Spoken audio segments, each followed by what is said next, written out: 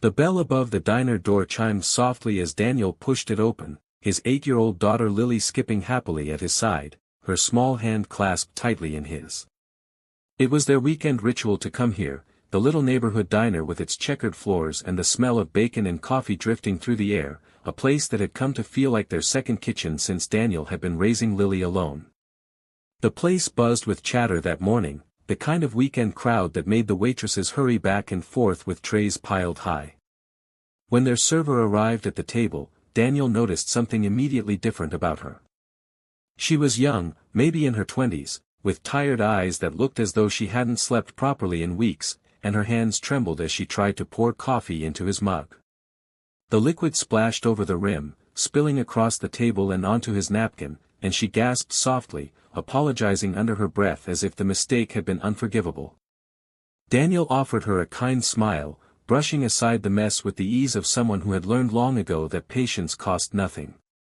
Lily, curious and sensitive in her own way, tilted her head and whispered, "Daddy, she looks sad."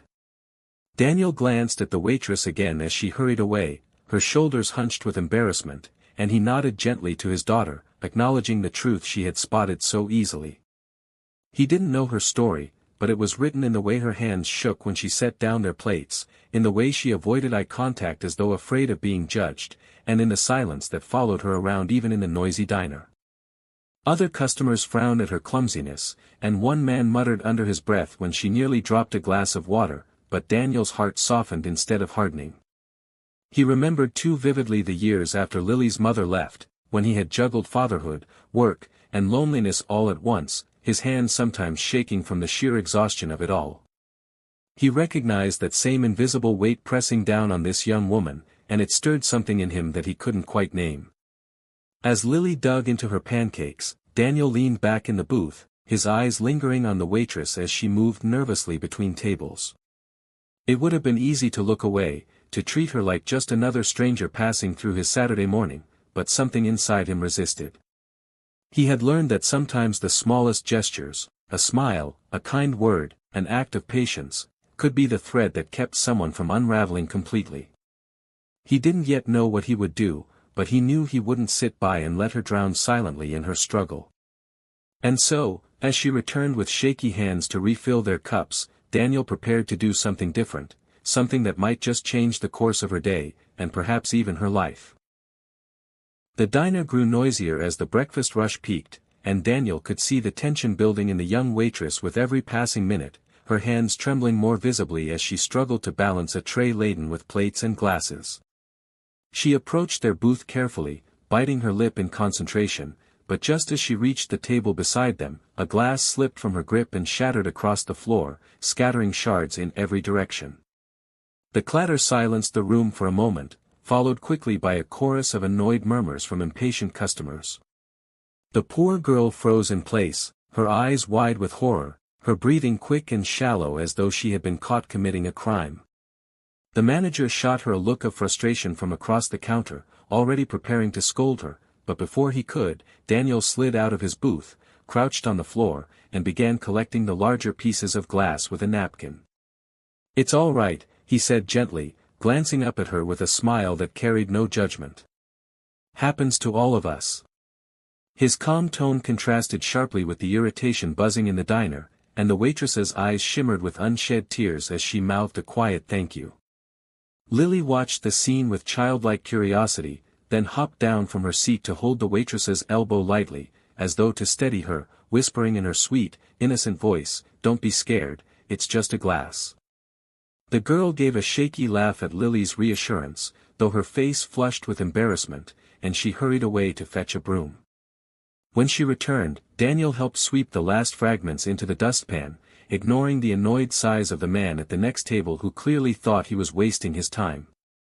To Daniel, though, it wasn't about the glass, it was about the look in her eyes that reminded him of the times he had felt completely alone, carrying burdens too heavy to share. As she finished clearing the mess, Daniel touched her arm gently and asked in a voice meant only for her, "Rough day?" She hesitated, her lips pressing together as though fighting a truth she didn't dare reveal, before whispering, "Rough life." And with that, she turned quickly and disappeared into the kitchen, leaving Daniel with more questions than answers. Sitting back in the booth, he couldn't shake the image of her trembling hands and the hollow sound in her voice. Lily leaned against him, munching on her last bite of pancake, and said softly, "Daddy, she needs a friend."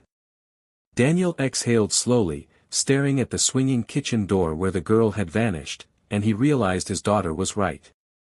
This wasn't just about spilled coffee or broken glass, something deeper was unraveling inside that young woman, and while most people chose to look away, he felt a quiet pull urging him to do the opposite. For reasons he couldn't explain, Daniel knew that his gentle gesture had been just the beginning. Over the next few Saturdays, Daniel and Lily kept returning to the diner, not only because it had become their tradition but because something about the fragile young waitress, whose name they soon learned was Emily, lingered in Daniel's thoughts long after he and Lily had left. Each visit, Lily would chatter cheerfully with her, offering drawings on napkins or asking about her favorite ice cream flavor, and slowly, Emily's guarded demeanor began to soften. Her smiles were faint at first, fleeting like flickers of light breaking through heavy clouds, but gradually she began to open up, the words spilling out like water from a cracked dam. One afternoon, when the crowd had thinned and Daniel was sipping his second cup of coffee, Emily sat down briefly at their booth, her shoulders sagging as though she had been holding up the world for too long. She admitted in a voice barely above a whisper that her hands weren't just shaky from nerves, they trembled because she had been diagnosed with early-onset Parkinson's disease at only 27. The confession hung heavy in the air, and Daniel felt his chest tighten as he listened. She explained that she was trying desperately to keep her job, terrified that if the manager discovered the real reason for her clumsiness, she would be fired, and without the tips she relied on, she wouldn't be able to afford her medication or pay her rent. Daniel sat silently, his heart aching, remembering his own nights of panic when bills piled up after Lily's mother left, the fear of failing his daughter gnawing at him in the quiet hours. He could see that same fear etched across Emily's face, the weight of it making her look years older than she was. Lily reached across the table with all the innocence of childhood and wrapped her tiny fingers around Emily's trembling hand, saying simply, "You can sit with us if you get tired." That simple offer, spoken with the purity only a child could carry, broke something inside Emily, and tears slipped silently down her cheeks. Daniel handed her a napkin, and for the first time since they had met her, he saw her cry not out of frustration or shame, but out of relief that someone had noticed her struggle without judging her for it. Emily apologized for burdening them, but Daniel shook his head and said softly, "Everyone needs someone, Emily. You don't have to go through this alone." His words seemed to startle her, as though she had long stopped expecting anyone to offer kindness without conditions. The moment was brief, broken when another customer called for her, but it was enough to leave Daniel certain of one thing: this woman was drowning beneath a storm she couldn't control, and though he didn't yet know how, he was determined to help her find a way to breathe again. It was a quiet Friday evening when Daniel and Lily walked into the diner again, the usual hum of chatter replaced by the softer clinking of cutlery against plates as the last few customers finished their meals, and behind the counter, Emily was wiping down tables with her familiar trembling hands, her face pale with exhaustion but still forcing a small smile when she saw them. Daniel watched her for a moment, his heart heavy with the knowledge of what she had confessed weeks earlier, and he knew that tonight had to be different. Tonight he would stop being just a kind stranger and do the unexpected thing that might change the course of her future. As Lily slid into their usual booth, Daniel approached Emily and held out a small envelope, his expression warm but serious. She blinked in surprise, setting aside her rag, and hesitated before taking it with her shaking fingers. Inside, she found two things: a handwritten note offering her a position at the community center where Daniel worked part-time, a role that would allow her to use her organizational skills in a flexible, less physically demanding environment, and a bundle of small donations gathered quietly from Daniel and a handful of other regulars who had noticed her struggle and wanted to help.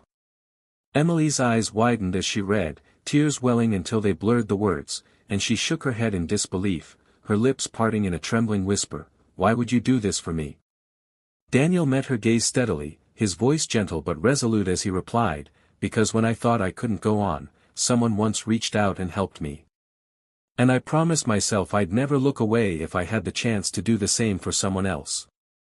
For a moment, Emily stood frozen, overcome by an emotion she had kept buried for too long, hope. Lily, sensing the heaviness of the moment in her own innocent way, climbed out of the booth and wrapped her arms tightly around Emily's waist, whispering, "Now you're part of our family."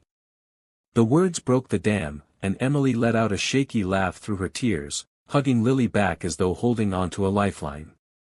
The diner manager, who had walked over with the intention of rushing her back to work, stopped short when he saw the scene, his expression softening as he turned away quietly, leaving her the moment. Emily looked back at Daniel, her tears falling freely now, and though her hands still trembled, there was a steadiness in her eyes that hadn't been there before. She wasn't alone anymore. For Daniel, watching her smile through the tears was a reminder that the unexpected thing, the choice to act with compassion rather than indifference, could ripple further than he'd ever imagined. And as the three of them sat together that night, laughter slowly replacing tears, Daniel realized that sometimes family isn't just the one you're born into, it's the one you find when life gives you the chance to see someone's silent struggle and choose to stand beside them anyway.